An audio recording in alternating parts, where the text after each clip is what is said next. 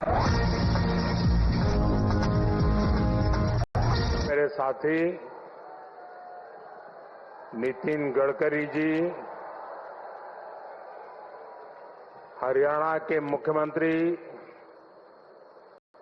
नायब सिंह सैनी जी, दिल्ली के उपराज्यपाल विनय सक्सेना जी, दिल्ली की मुख्यमंत्री बहन रेखा गुप्ता जी, केंद्र में मंत्रिपरिषद के मेरे साथी अजय टम्टा जी, हर्ष मल्होत्रा जी, दिल्ली और हरियाणा के सांसदगण, उपस्थित मंत्रीगण, अन्य जनप्रतिनिधिगण और मेरे प्यारे भाई और बहनों, एक्सप्रेस वे का नाम द्वारका, जहां ये कार्यक्रम हो रहा है उस स्थान का नाम रोहिणी, जन्माष्टमी का उल्लास और संयोग से मैं भी द्वारकाधीश की भूमि से हूं। पूरा माहौल बहुत कृष्णमय हो गया है।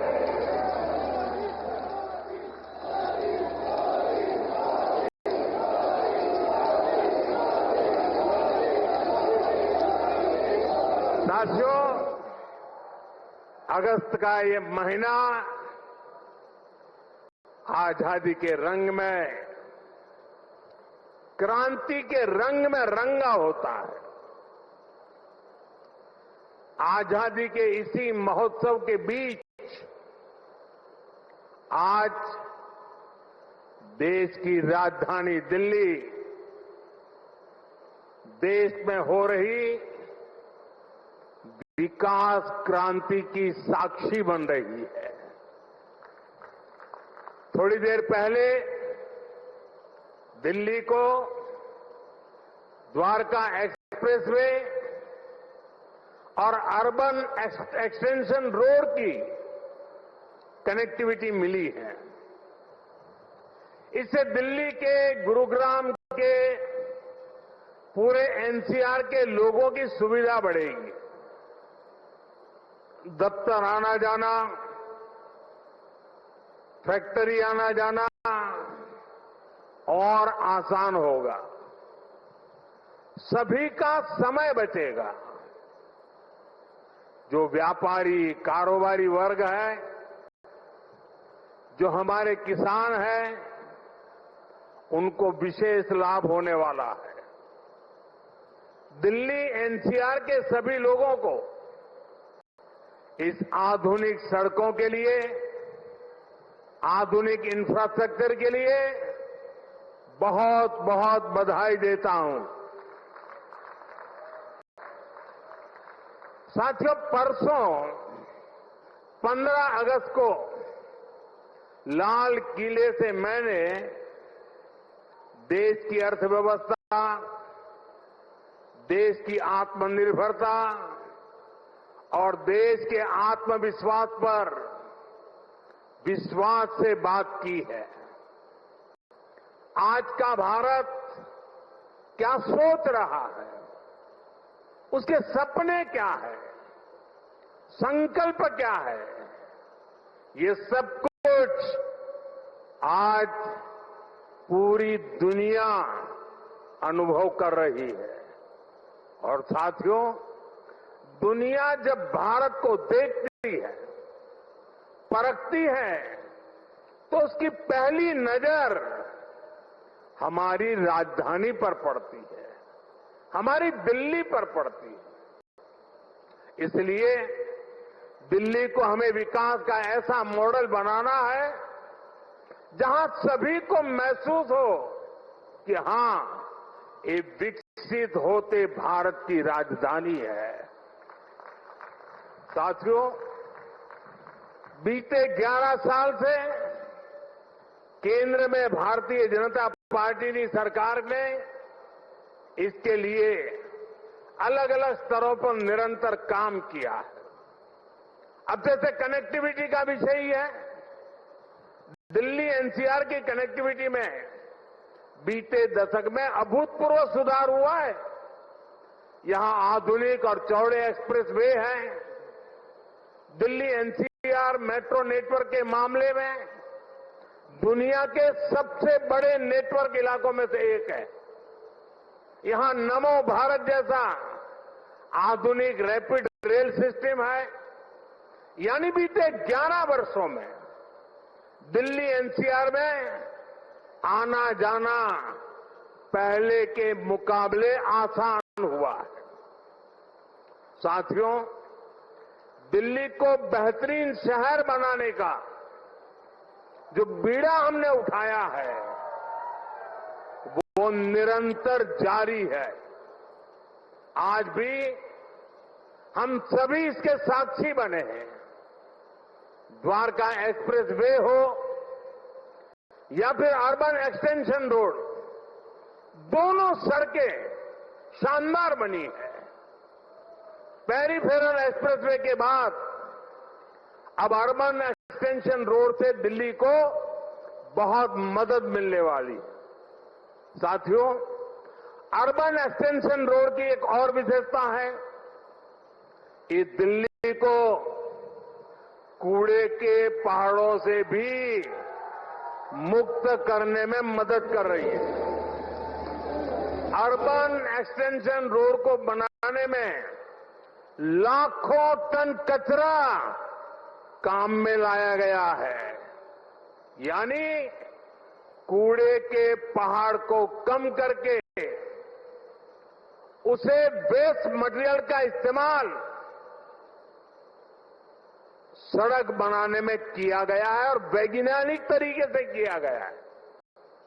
यहां पास में ही भलसवा लैंडफिल स्पा साइट है। यहां आसपास जो परिवार रहते हैं उनके लिए कितनी समस्या है ये हम सभी जानते हैं। हमारी सरकार ऐसी हर परेशानी से दिल्ली वालों को मुक्ति दिलाने में जुटी हुई है। साथियों, मुझे खुशी है कि रेखा गुप्ता जी के नेतृत्व में दिल्ली की भाजपा सरकार यमुना जी की सफाई में भी लगातार जुटी हुई है। मुझे बताया गया कि यमुना से इतने कम समय में 16 लाख मैट्रिक टन सील्ड हटाई जा चुकी है। इतना ही नहीं, बहुत कम समय में ही दिल्ली में 650 देवी इलेक्ट्रिक बसें शुरू की गई है। और इतना ही नहीं, भविष्य में भी इलेक्ट्रिक बसें एक बहुत बड़ी मात्रा में करीब करीब 2000 का आंकड़ा पार कर जाएगी। ये ग्रीन दिल्ली, क्लीन दिल्ली के मंत्र को और मजबूत करता है। साथियों, राजधानी दिल्ली में कई वर्षों के बाद भाजपा सरकार बनी है। लंबे अरसे तक हम दूर दूर तक भी सत्ता में नहीं थे और हम देखते हैं कि पिछली सरकारों ने दिल्ली को जिस प्रकार से बर्बाद किया, दिल्ली को ऐसे गड्ढे में गिरा दिया था। मैं जानता हूं भाजपा की नई सरकार को लंबे अरसे से मुसीबतों बढ़ती जो गई थी उसमें से दिल्ली को बाहर निकालना कितना कठिन है। पहले तो वो गड्ढा भरने में ताकत जाएगी और फिर बड़ी मुश्किल से कुछ काम नजर आएगा। लेकिन मुझे भरोसा है दिल्ली में जिस टीम को आपने चुना, मेहनत करके पिछले कई दशकों से जो समस्याओं से गुजरे रहे हैं उसमें से दिल्ली को बाहर निकाल के रहेंगे। साथियों, ये सहयोग भी पहली बार बना है जब दिल्ली में, हरियाणा में, यूपी और राजस्थान चारों तरफ भाजपा सरकार है। ये दिखाता है इस पूरे क्षेत्र का कितना आशीर्वाद भाजपा पर है, हम सभी पर है। इसलिए हम अपना दायित्व समझकर दिल्ली एनसीआर के विकास में जुटे हैं। हालांकि कुछ राजनीतिक दल हैं जो जनता के इस आशीर्वाद को अभी भी पचा नहीं पा रहे हैं। वो जनता के विश्वास और जमीनी सच्चाई दोनों से बहुत कट चुके हैं, दूर चले गए हैं। आपको याद होगा कुछ महीने पहले किस तरह दिल्ली और हरियाणा के लोगों को एक दूसरे के खिलाफ खड़ा करने की, दुश्मनी बनाने की साजिश रची गई। ये तक कह दिया गया कि हरियाणा के लोग दिल्ली के पानी में जहर मिला रहे हैं। इस तरह की नकारात्मक राजनीति से दिल्ली और पूरे एनसीआर को मुक्ति मिली है। अब हम एनसीआर के कायाकल्प का संकल्प लेकर चल रहे हैं और मुझे विश्वास है ये हम करके दिखाएंगे। साथियों, गुड गवर्नेंस भाजपा सरकारों की पहचान है। भाजपा सरकारों के लिए जनता जनार्दन ही सर्वोपरि है। आप ही हमारा हाईकमांड है। हमारी लगातार कोशिश रहती है कि जनता का जीवन आसान बनाए। यही हमारी नीतियों में दिखता है, हमारे निर्णयों में दिखता है। हरियाणा में एक समय कांग्रेस सरकारों का था जब बिना खर्ची पर्ची के एक नियुक्ति तक मिलना मुश्किल था, लेकिन हरियाणा में भाजपा सरकार ने लाखों युवाओं को पूरी पारदर्शिता के साथ सरकारी नौकरी दी है। नायब श्री सैनी जी के नेतृत्व में ये सिलसिला लगातार चल रहा है। साथियों, यहां दिल्ली में भी जो झुग्गियों में रहते थे, जिनके पास अपने घर नहीं थे, उनको पक्के घर मिल रहे हैं। जहां बिजली, पानी, गैस कनेक्शन तक नहीं था, वहां ये सारी सुविधाएं पहुंचाई जा रही है। और अगर मैं देश की बात करूं तो बीते 11 सालों में रिकॉर्ड सड़कें देश में बनी है। हमारे रेलवे स्टेशनों का कायाकल्प हो रहा है। वंदे भारत जैसी आधुनिक ट्रेनें गर्व से भर देती है। छोटे छोटे शहरों में एयरपोर्ट बन रहे हैं। एनसीआर में ही देखिए कितने सारे एयरपोर्ट हो गए। अब हिंडन एयरपोर्ट से भी फ्लाइट कई शहरों को जाने लगी है। नोएडा में एयरपोर्ट भी बहुत जल्द बनकर तैयार होने वाला है। साथियों, ये तभी संभव हुआ है जब बीते दशक में देश ने पुराने तौर तरीकों को बदला है। देश को जिस स्तर का इंफ्रास्ट्रक्चर चाहिए था, जितनी तेजी से बनना चाहिए था, वो अतीत में नहीं हुआ। अब जैसे हमारा ईस्टर्न और western peripheral expressway, Delhi NCR को इसकी जरूरत कई दशकों से महसूस हो रही थी। यूपीए सरकार के दौरान इसको लेकर फाइलें चलनी शुरू हुई, लेकिन काम तब शुरू हुआ जब आपने हमें सेवा करने का अवसर दिया। जब केंद्र और हरियाणा में भाजपा सरकारें बनी, आज ये सड़कें बहुत बड़ी शान से सेवाएं दे रही है। साथियों, विकास परियोजनाओं को लेकर उदासीनता का ये हाल सिर्फ दिल्ली एनसीआर का नहीं था, पूरे देश का था। एक तो पहले इंफ्रास्ट्रक्चर पर बजट ही बहुत कम था। जो प्रोजेक्ट सैंक्शन होते थे वो भी सालों साल तक पूरे नहीं होते थे। बीते 11 सालों में हमने इंफ्रास्ट्रक्चर का बजट 6 गुना से अधिक बढ़ा दिया है। अब योजनाओं को तेजी से पूरा करने पर जोर है। इसलिए आज द्वारका एक्सप्रेसवे जैसे प्रोजेक्ट तैयार हो रहे हैं। और भाइयों बहनों, ये जो इतना सारा पैसा लग रहा है, इससे सिर्फ सुविधाएं नहीं बन रही है, ये परियोजनाएं बहुत बड़ी संख्या में रोजगार भी बना रही है। जब इतना सारा कंस्ट्रक्शन होता है तो इसमें लेबर से लेकर इंजीनियर तक लाखों साथियों को काम मिलता है। जो कंस्ट्रक्शन मटेरियल यूज होता है उससे जुड़ी फैक्ट्रियों में, दुकानों में नौकरियां बढ़ती है। ट्रांसपोर्ट और लॉजिस्टिक्स में रोजगार बनते हैं। साथियों, लंबे समय तक जिन्होंने सरकारें चलाई है उनके लिए जनता पर शासन करना ही सबसे बड़ा लक्ष्य था। हमारा प्रयास है जनता के जीवन से सरकार का दबाव और दखल दोनों समाप्त करें। पहले क्या स्थिति थी, इसका एक और उदाहरण मैं आपको देता हूं।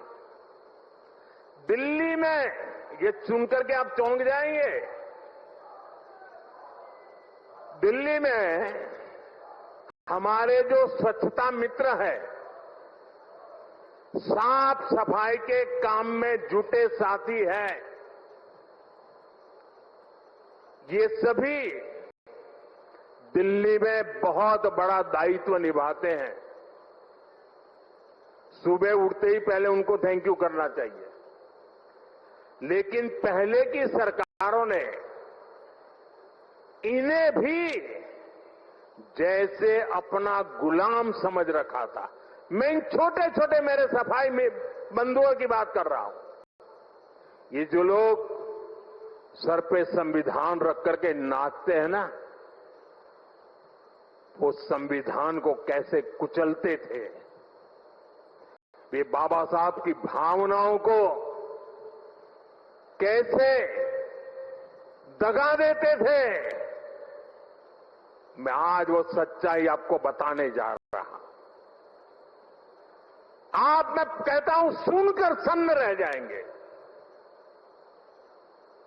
मेरे सफाई कर्मी भाई बहन जो दिल्ली में काम करते हैं,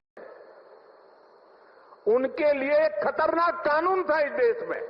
दिल्ली में दिल्ली म्युनिसिपल कॉरपोरेशन एक्ट में एक बात लिखी थी, यदि कोई सफाई मित्र बिना बताए काम पर नहीं आता तो उसे 1 महीने के लिए जेल में डाला जा सकता था। आप बताइए, खुद सोचिए, सफाई कर्मियों को लोग क्या समझते थे? क्या आप उन्हें जेल में डाल देंगे, वो भी एक छोटी सी गलती के कारण? आज जो सामाजिक न्याय की बड़ी बड़ी बातें करते हैं, उन्होंने ऐसे कई नियम कानून देश में बनाए रखे हुए थे। ये मोदी है जो इस तरह के गलत कानून को खोज करके खत्म कर रहा है।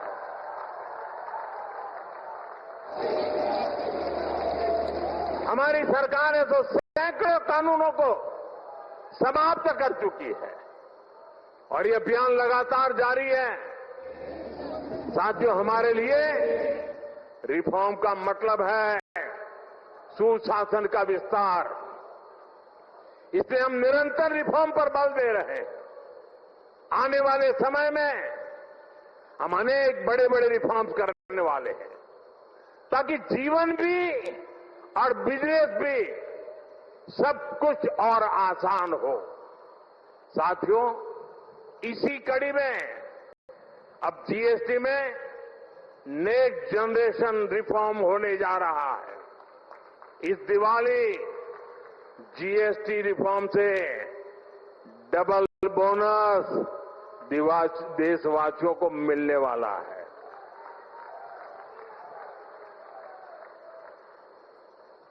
हमने इसका पूरा प्रारूप राज्यों को भेज दिया है। मैं आशा करता हूं कि सभी राज्य भारत सरकार के इस इनिशिएटिव को सहयोग करेंगे, जल्द से जल्द इस प्रक्रिया को पूरा करेंगे ताकि ये दिवाली और ज्यादा शानदार बन सके। हमारा प्रयास जीएसटी को और आसान बनाने और टैक्स दरों को रिवाइज करने का है। इसका फायदा हर परिवार को होगा, गरीब और मिडिल क्लास को होगा, छोटे बड़े हर उद्यमी को होगा, हर व्यापारी कारोबारी को होगा। साथियों, भारत की बहुत बड़ी शक्ति हमारी प्राचीन संस्कृति है, हमारी प्राचीन धरोहर है। इस सांस्कृतिक धरोहर का एक जीवन दर्शन है, जीवंत दर्शन भी है। और इसी जीवन दर्शन में हमें चक्रधारी मोहन और चरखाधारी मोहन दोनों का परिचय होता है। हम समय समय पर चक्रधारी मोहन से लेकर चरखाधारी मोहन तक दोनों की अनुभूति करते हैं। चक्रधारी मोहन यानी सुदर्शन चक्रधारी भगवान श्री कृष्ण, जिन्होंने सुदर्शन चक्र के सामर्थ्य की अनुभूति कराई, और चरखाधारी मोहन यानी महात्मा गांधी, जिन्होंने चरखा चलाकर देश को स्वदेशी के सामर्थ्य की अनुभूति कराई। साथियों, भारत को सशक्त बनाने के लिए हमें चक्रधारी मोहन से प्रेरणा लेकर आगे बढ़ना है, और भारत को आत्मनिर्भर बनाने के लिए हमें चरखाधारी मोहन के रास्ते पर चलना है। हमें वोकल फॉर लोकल को अपना जीवन मंत्र बनाना है। साथियों, ये काम हमारे लिए मुश्किल नहीं है। जब भी हमने संकल्प लिया है, तब हमने करके दिखाया है। मैं छोटा सा उदाहरण देता हूं, खादी का। खादी विलुप्त होने के कगार पर पहुंच चुकी थी, कोई पूछने वाला नहीं था। आपने जब मुझे सेवा का मौका दिया, मैंने देश को आह्वान किया, देश ने संकल्प लिया, और इसका नतीजा भी दिखा। एक दशक में खादी की बिक्री करीब करीब 7 गुना बढ़ गई है। देश के लोगों ने वोकल फॉर लोकल के मंत्र के साथ खादी को अपनाया है। इसी तरह देश ने मेड इन इंडिया फोन पर भी भरोसा जताया। 11 साल पहले हम अपनी जरूरत के ज्यादातर फोन इंपोर्ट करते थे। आज ज्यादातर भारतीय मेड इन इंडिया फोन ही इस्तेमाल करते हैं। आज हम हर साल 30-35 करोड़ मोबाइल फोन बना रहे हैं। 30-35 करोड़ मोबाइल फोन बना रहे हैं और एक्सपोर्ट भी कर रहे हैं। साथियों, हमारा मेड इन इंडिया, हमारा यूपीआई आज दुनिया का सबसे बड़ा real time digital payment platform बन चुका है। दुनिया का सबसे बड़ा। भारत में बने रेल कोच हो या फिर लोकोमोटिव, इनकी डिमांड अब दुनिया के दूसरे देशों में भी बढ़ रही है। साथियों, जब ये रोड इंफ्रास्ट्रक्चर की बात आती है, भारत ने गति शक्ति प्लेटफॉर्म बनाया है। 1600 लेयर 1600 लेयर डेटा के हैं उसमें। और किसी भी प्रोजेक्ट को वहां पर कैसी कैसी परिस्थितियों से गुजरना पड़ेगा, किन नियमों से गुजरना पड़ेगा, वाइल्ड लाइफ है कि जंगल है कि क्या है, नदी है, नाला है, क्या है, सारी चीजें मिनटों में हाथ लग जाती हैं और प्रोजेक्ट तेज गति से आगे बढ़ते हैं। आज गति शक्ति की एक अलग यूनिवर्सिटी बनाई गई है और देश की प्रगति के लिए गति शक्ति एक बहुत बड़ा सामर्थ्यवान मार्ग बन चुका है।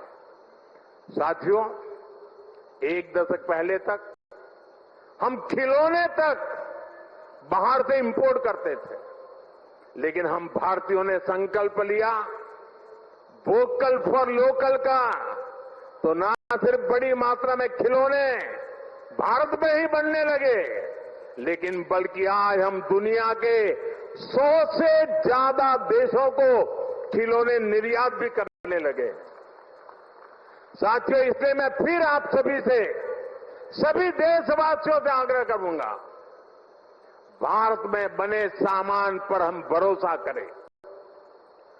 भारतीय हैं तो भारत में बना ही खरीदें। अब त्योहारों का सीजन चल रहा है, अपनों के साथ अपने लोकल उत्पादकों की खुशियां बांटें। आप तय करें गिफ्ट वही देना है जो भारत में बना हो, भारतीयों द्वारा बनाया हुआ। साथियों, मैं आज व्यापारी वर्ग से, दुकानदार बंधुओं से भी एक बात कहना चाहता हूं। होगा कोई समय विदेश में बना सामान आपने इसलिए बेचा हो ताकि शायद आपको लगा हो प्रॉफिट थोड़ा ज्यादा मिल जाता है। अब आपने जो किया सो किया, लेकिन अब आप भी वोकल फॉर लोकल के मंत्र पर मेरा साथ दीजिए। आपके इस एक कदम से देश का तो फायदा होगा, आपके परिवार का, आपके बच्चों का भी फायदा होगा। आपकी बेची हुई हर चीज से देश के किसी मजदूर का, किसी गरीब का फायदा होगा। आपकी बेची गई हर चीज का पैसा भारत में ही रहेगा, किसी न किसी भारतीय को ही मिलेगा। यानी ये भारतीयों की खरीद शक्ति को ही बढ़ाएगा, अर्थव्यवस्था को मजबूती देगा। और इसलिए मेरा आग्रह है, आप मेड इन इंडिया सामान को पूरे गर्व के साथ बेचें।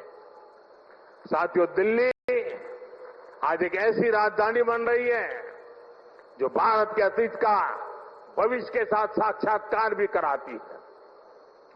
कुछ दिन पहले ही देश को नया सेंट्रल सेक्रेटरिएट कर्तव्य भवन मिला है, नई संसद बन चुकी है, कर्तव्य पथ नए रूप में हमारे सामने है।